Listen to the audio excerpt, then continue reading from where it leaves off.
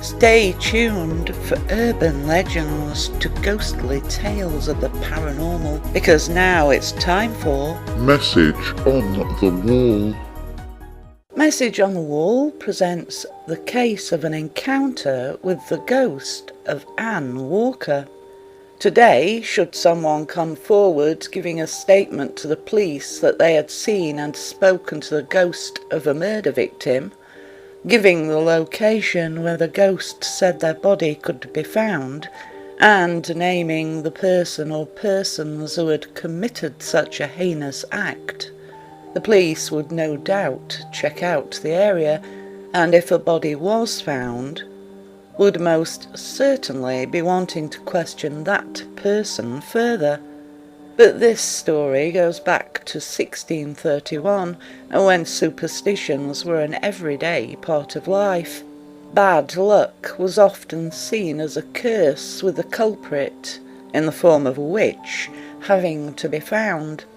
And so it was accepted as truth when a miller named James Graham went to the authorities in Durham in England and told them he was being haunted by a murdered girl. It was while he was working late at the mill, grinding his corn between midnight and 1 a.m, that he claimed the girl appeared to him, wearing a blood-soaked dress with 5 horrible gashes to her head.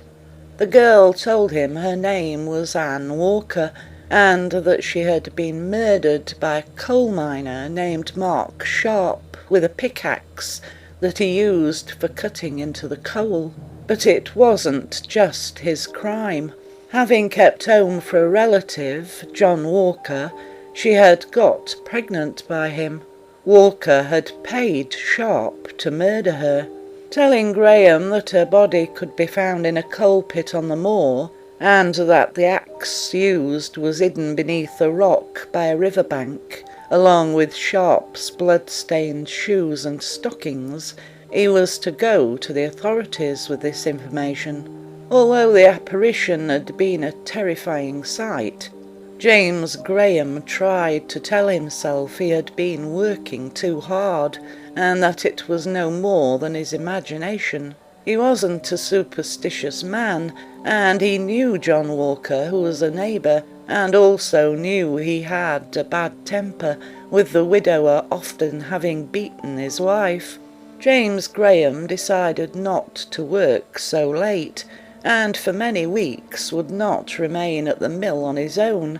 But then one night he was working late, and again Anne Walker appeared to him, chastising him for not going to the magistrate. Yet still James Graham remained silent, possibly more in fear that no one would believe him.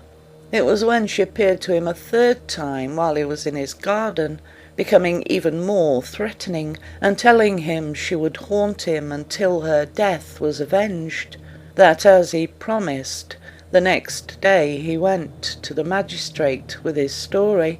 The body of Anne Walker was found just as the miller described, covered in blood with 5 deep gashes to the head.